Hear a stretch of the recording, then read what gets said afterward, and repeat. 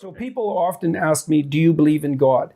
Which I don't like that question. I don't like that question. I don't like that question. Yeah, I don't like the question.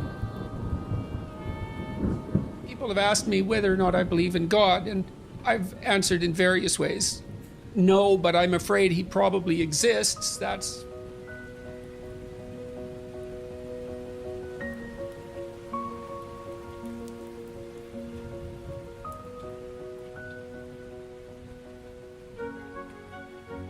The traditions bind the community together. Now, I'm saying that, and I don't go to church, and the reason I don't go to church is because, well, it drives me crazy, to speak frankly. I haven't been able to sit in a situation like that ever since I was, well, ever, really.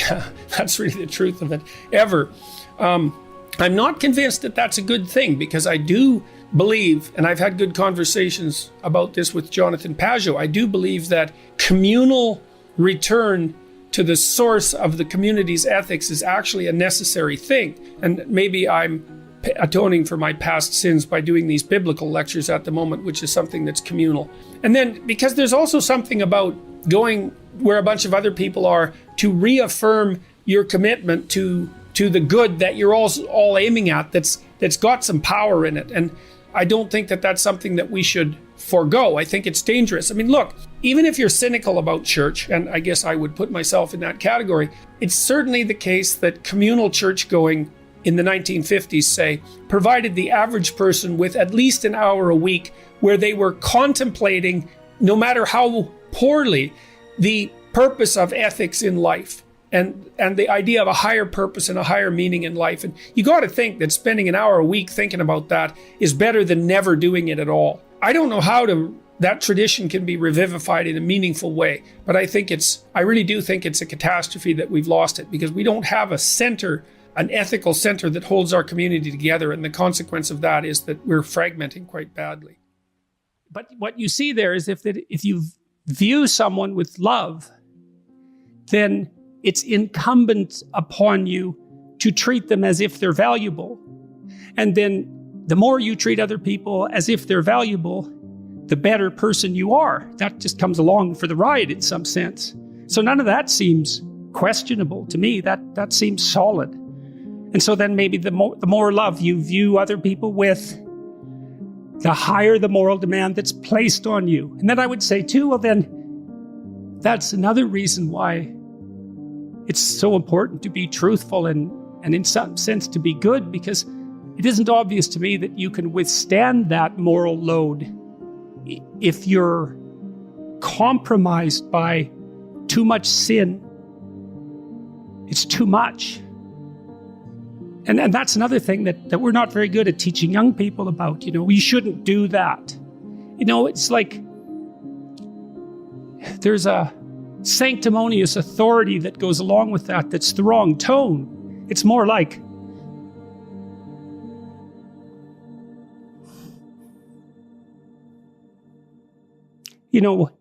I don't know how you lay it out properly, but you tell people that you love how to avoid the road to hell. And you don't do that because you're shaking your finger at them or because you're a moral authority. You do it because you don't want them to burn. And I think there's too much of the moral authority still in the church and not enough of the love that helps people avoid the fire. Tammy, my wife, has always taken the idea of truth very seriously. Her recent brush with death has deepened her religious sense and impelled her towards a life that's more consciously focused on service to others, her family in particular, but not only her family, people beyond the family. And I also think that's a function to some degree of our stage of life. She's a grandmother now, and her children are grown and able to take care of themselves, and so she can turn her attention to other people, maybe farther afield from the immediate family. I'm watching what she's doing and listening to her and watching her practical application of her faith, and that affects me just as everything she does affects me, because I watch what she does and take it seriously. her recent actions have indicated she's helped a number of people quite substantially, the group that she's been communicating with, and all of that's very interesting to me. She's showing me, I've taken the idea of God seriously for a very long time, and I've said on multiple occasions that I try to act as though God exists, and that's essentially my definition of belief. When people say, do you believe in God? Belief is a multidimensional word, and one question is, well, what do you mean by believe? And for me, the proof of belief is to be found in action. And I decided that I would act as if God existed a long while back. And of course, I'm imperfect in that, inevitably. Now, she's doing that more explicitly as well. Not that she wasn't doing it quite well to begin with, but she's doing it more explicitly and also more within the confines of traditional religious conceptions. Although she's not attending church, she's associating with a number of people who are formally religious, and all of that's informing the way that she conducts herself. It's watching her do that has also highlighted for me the missing praxis in Western Christianity. If you want to be a Christian, let's say, if you think that's necessary, it's not exactly obvious what you should do. You should go to church, but that's not enough, I don't think. I find it useful to contemplate the highest good on a continual basis. I'm trying to keep myself oriented in that direction. It's a religious orientation, fundamentally. It's an overwhelming orientation. But there's no escaping the questions of the ultimate meaning of life. I'm not an atheist anymore, because I don't look at the world that way anymore. I'm not a materialist anymore. I don't think the world's made out of matter. I think it's made out of what matters. It's made out of meaning. What we orient towards unconsciously, which means what captures our attention, is meaning, and it captures our attention before we know what it is. The brain acts as if the world's made out of information or made out of meaning. Who would have the audacity to claim that they believed in God if they examined the way they lived? Who would dare say that? To believe, you think, to believe in a Christian sense, to actually, this is why Nietzsche said there was only ever one Christian, and that was Christ. To have the audacity to claim that means that you live it out fully. And that's an unbearable task, in some sense.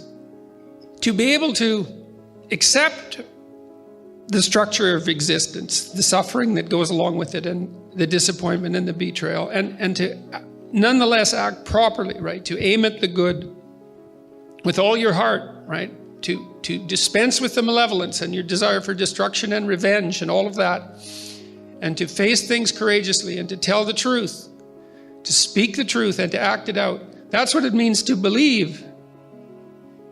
That's what it means. It doesn't mean to state it. It means to act it out. And unless you act it out, you should be very careful about claiming it.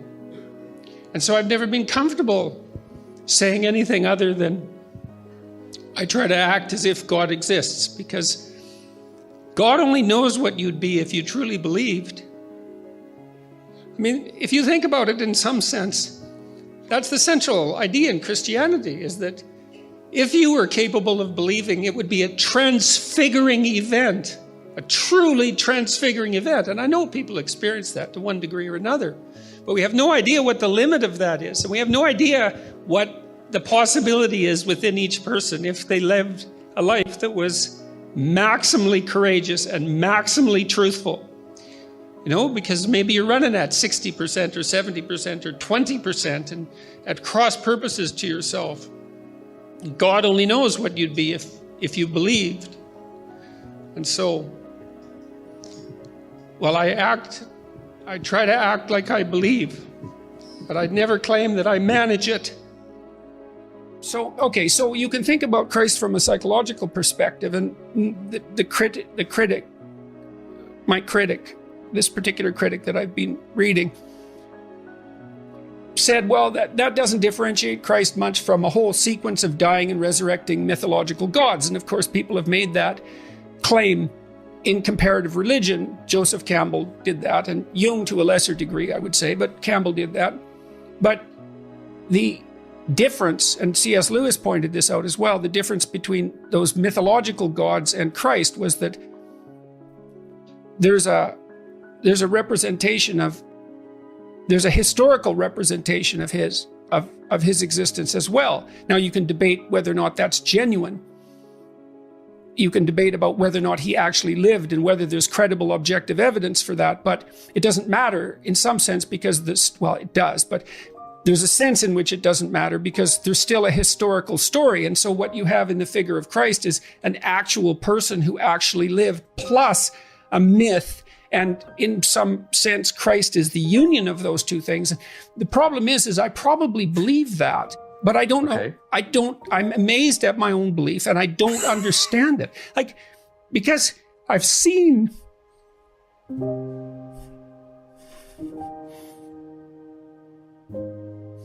sometimes the objective world and the narrative world touch.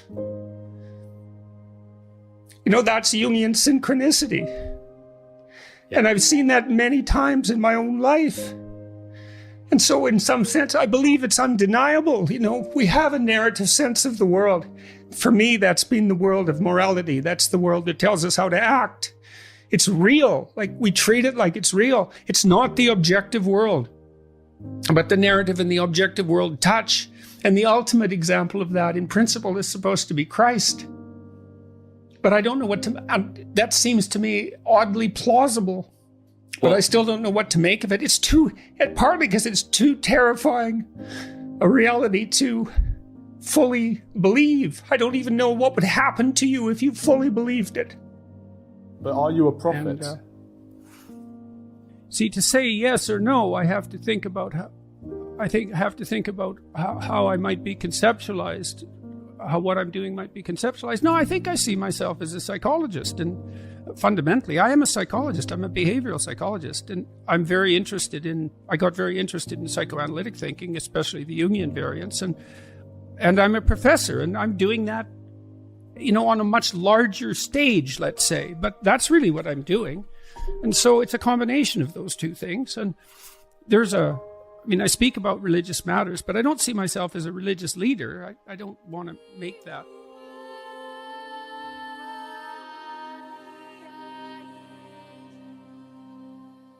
God, lift from me the intolerable burden of my ignorance, arrogance, willful blindness, bitterness, and resentment. As I pray that others rise above the same faults and temptations. I watched Fox News release a message this week. There are terrible things afoot under the surface of our society, and the perpetrators are coming for you and coming for us. And then I watched the Democrats respond in panic and anger, saying, there are terrible things afoot under the surface of our society, and the perpetrators are coming for you, coming for us. Are there terrible things afoot, bubbling under the surface? Is something coming for you and for us? Ask yourself how true that is of yourself and your own life. Have you addressed all that? Are you concerning yourself with the dust in your enemy's eyes instead of attending to the filth that obscures your own sight? Do we want accusation, suspicion, discord, derision, and hatred? Or the peace and prosperity and happiness that beckons to us at this moment like never before? Who's the enemy here? Is it the basket of deplorables? Is it the freaks and the queers? Is it the plumbers and carpenters and tradesmen and managers who work honestly and diligently during the day, and the soldiers who stalwartly defend the borders and protect us? Is it the artists and visionaries whose expressions of unbridled creativity entertain and rejuvenate us, and who continually offer to us an unending panoply of technological miracle? Is it the institutions that guide and protect us, that so many lived and died to erect and establish, which for all their faults have served us so well? Do we want revenge or justice? Do we want contempt or mercy? Do we want war or peace? And what are you aiming at in your heart of hearts? I see even the best of men degenerating into the exchange of blows. I see even the best of men identifying the enemy in our neighbors and friends. I see even the best of men falling prey to cowardice and self-righteous anger. It needs to stop. I need to stop. You need to stop before it's too late. Who is the enemy here? The snake in your heart? The lies on your tongue? The arrogance of your intellect? The cowardice of our refusal to see? The enemy is that which divides to sow discord. The enemy is the pride and the fear that stops us from lending a hand across the divide. The enemy is the great and eternal adversary of mankind. And if we demonize our brothers, our comrades in arms, do we not precisely call that dread spirit forth? Have we not yet learned? Courage, trust, truth, love, even unto your enemy, which is yourself. God, forgive us our trespasses as we forgive those who trespass against us. May what is highest guide our vision. May what is highest open our ears. May what is highest guide our tongues. And may we pray, fearful of the hell we could so easily and carelessly create, deliver us from evil. Shine a light into the corners of our dark hearts. For thine is the kingdom, the power and the glory, forever and ever. Amen.